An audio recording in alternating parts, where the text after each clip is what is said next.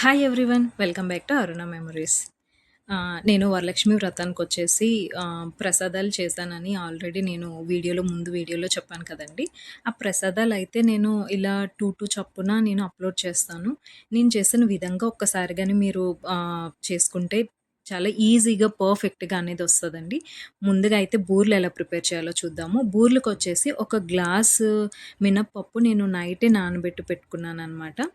ఈ విధంగా నీట్‌గా క్లీన్ చేసేసుకొని నైటే నానబెట్టేసుకుంటే మార్నింగే మనం మిక్సీ చేసుకుంటే ఇంకా పిండనేది నాని పర్ఫెక్ట్‌గా వస్తుంది.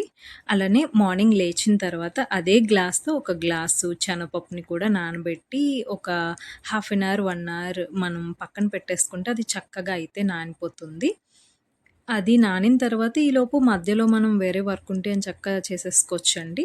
ఈలోపు మినపప్పునొచ్చేసి ఇలా చాలా స్మూత్‌గా అలా కొంచెం టైట్‌గా ఉండేలాగే మనము మిక్సీ చేసుకోవాలి. లూజ్ అయితే చేయొద్దు.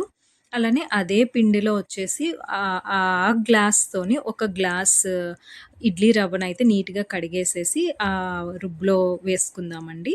మినప పి మినప రుబ్బులో. అలానే ఒక గ్లాసు వరిపిండిని కూడా దానిలో వేసి బాగా మొత్తం అంతా మిక్స్ చేసేసుకుందాము. ఏమన్నా కొంచెం వాటర్ పడేటట్టుంటే కొంచెం యాడ్ చేయండి. లేదు అంటే వదిలేసేయండి.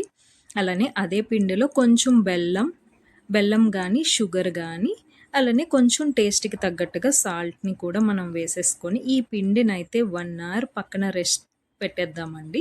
అప్పటికి రవ్వ, బియ్యపిండి అంతా బాగా నాని మనకి బూరెలు అనేది బూరెల తోపనేది మనకి చక్కగా వస్తుంది.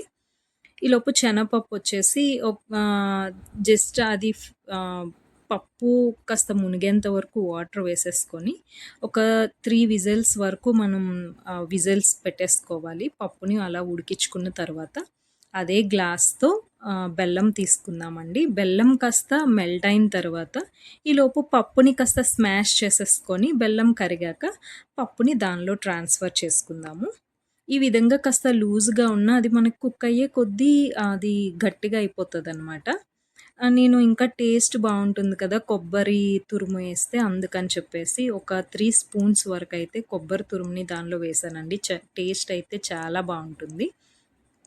ఇక అదంతా బాగా దగ్గరగా కొంచెం థిక్‌గా అయిన తర్వాతయితే ఇలాచీ పౌడర్‌ని వేసుకొని కాస్త ఇంకొంచెం మిక్స్ చేసుకున్న తర్వాత కంప్లీట్‌గా చల్లగా అయినాక ఇంకా మనకి కాస్త ఇంకా గట్టిగా అయిపోతుందనమాట.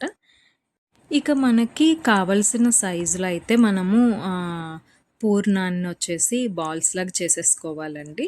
ఒకేసారి బాల్స్ అన్నీ చేసేసుకుంటే ఫ్రై చేసుకోవటానికి ఈజీగా ఉంటుందనమాట.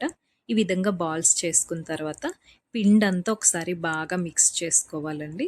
కన్సిస్టెన్సీ చూసారా? ఈ విధంగా ఉంటే మనకి బూరె అనేది చాలా పర్ఫెక్ట్‌గా వస్తదండి. పూర్ణం విడిపోకుండా బయట క్రిస్పీగా, స్మూత్‌గా ఉండి బూరెలనేవి చాలా బావుంటాయి. మనం వరిపిండి అలానే ఇడ్లీ రవ్వ వేయటం వల్ల బూరెలనేవి చాలా పర్ఫెక్ట్‌గా టేస్టీగా వస్తాయి. అలానే కొబ్బరి తురుము కూడా యాడ్ చేసాం కదా! సో, చాలా బావుంటాయి. అయితే కొత్తగా నేర్చుకునే వాళ్ళైతే ఈ విధంగా స్పూన్‌తో మనం వేసేసుకోవచ్చు. చూపిస్తున్న విధంగా ఇలా మొత్తం తోపంతా పూర్ణానికి ఫుల్‌గా కోట్ అయిన తర్వాత అలా డ్రాప్ చేసేయొచ్చండి స్లోగా. ఫ్లేమ్ వచ్చేసి హై టు మీడియం ఫ్లేమ్‌లో పెట్టుకొనైతే మనం ఫ్రై చేసుకోవాలి. కంప్లీట్‌గా హైలో పెట్టేస్తే బయట మాడిపోయి లోపల కుక్ అవ్వదనమాట. సో, అందుకని హై టు మీడియంకి మనం అడ్జస్ట్ చేసుకుంటూ వేసుకోవాలి. ఇప్పుడొచ్చేసి డైరెక్ట్‌గా చేత్తోనే వేస్తున్నానండి. ఈ విధంగా పూర్ణం బూరెలన్నీ మనకి కావాల్సిన సైజులో చక్కగా ఆయిల్ అనేది పీల్చుకోకుండా, ఆయిల్‌లో విడిపోకుండా చాలా పర్ఫెక్ట్‌గా వస్తాయండి. నేను చెప్పినట్టుగా ఈ టిప్స్ ఈ ప్రొసీజర్‌ని ఫాలో అయితే. ఈజీగా ఫస్ట్ టైమ్ చేసేవాళ్ళన్నా సరే ఈజీగా చేసేస్తారండి. చూడండి ఈ విధంగా అన్నీ అయితే ఫ్రై చేసేసుకుంటే మనకింకా టేస్టీ అయిన పూర్ణం బూరెలు ఫెస్టివల్‌కి రెడీ అయిపోయిందండి. తప్పకుండా ట్రై చేయండి. అలానే పులిహోర వచ్చేసి నేను డైరెక్ట్‌గా చిన్న రైస్ మాకు ఇంట్లో పండిన రైస్‌నే నేను చేస్తున్నాను. సో, డైరెక్ట్‌గా కుక్కర్‌లో పెట్టేసుకొని పసుపు, దానికి తగ్గట్టుగా సాల్టు, అలానే 2 స్పూన్స్ వరకు ఆయిలు వేసేసుకుంటున్నాననమాట. ఇది చిన్న రైస్ గాబట్టి నేనెక్కువ వాటర్ వేయట్లేదండి. రైస్‌ని బట్టి మనం డబలేసుకోకుండా కొంచెం తగ్గిచ్చే వేసుకోవాలి. 2 గ్లాస్ రైస్‌కి ఒక 3 గ్లాసెస్ ఇలా రైస్‌ని బట్టి వేసుకొని ఒక విజిల్ పెడితే సరిపోతుంది. ఇలా ఒక విజిల్ అయిన తర్వాత ప్రెషర్ కొంచెం తీసేసానండి. మళ్ళీ ముద్దయిపోతుందేమో అని చెప్పేసి కొంచెం ప్రెషర్ తీసేసినాక కొంచెం పచ్చి జింజర్, అల్లం, పచ్చిమిర్చి, కరివేపాకు ఆ వేడి వేడి రైస్‌లో వేసేసి ఈ విధంగా కవర్ చేసేస్తే అదొక డిఫరెంట్ ఫ్లేవర్ వస్తదండి. అంటే పచ్చి స్మెల్‌తో, ఫ్లేవర్‌తో అయితే కొంచెం టేస్ట్ బావుంటుంది. ఈ విధంగా కాసేపు పెట్టేసిన తర్వాత పోపయితే వేసేసుకుందాము. ఆవాలు, పలుకులు, పల్లీలు, శనగపప్పు, మినపప్పు ఈ విధంగా వేసేసుకొని అవి చక్కగా ఫ్రై అయిన తర్వాత దానిలోకి కారానికి తగ్గట్టుగా పచ్చిమిర్చి, ఎండుమిర్చిని కూడా కరివేపాకు వీటిని కూడా చక్కగా అయితే ఫ్రై చేసుకుందాము. పసుపు ఆల్రెడీ దానిలో వేసేసాం కదా! సో, ఇది ఇలా వేసుకున్న తర్వాత ఇంకా వేసి మిక్స్ చేసుకోవడమేనండి. నేనొచ్చేసి లెమన్ జ్యూస్ వేస్తున్నాననమాట. చింతపండు గుజ్జు వేయలేదు.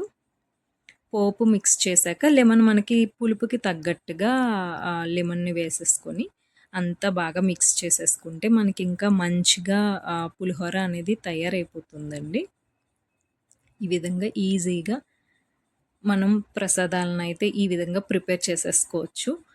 నేనింకా గారెలు అవి కూడానా నేను నెక్స్ట్ వీడియోలో అయితే అప్‌లోడ్ చేస్తానండి. చూసి తప్పకుండా అయితే ఫాలో అవ్వండి. ఇది గనక మీకు నచ్చితే లైక్ చేయండి, షేర్ చేయండి, సబ్స్క్రైబ్ చేయండి. Thank you.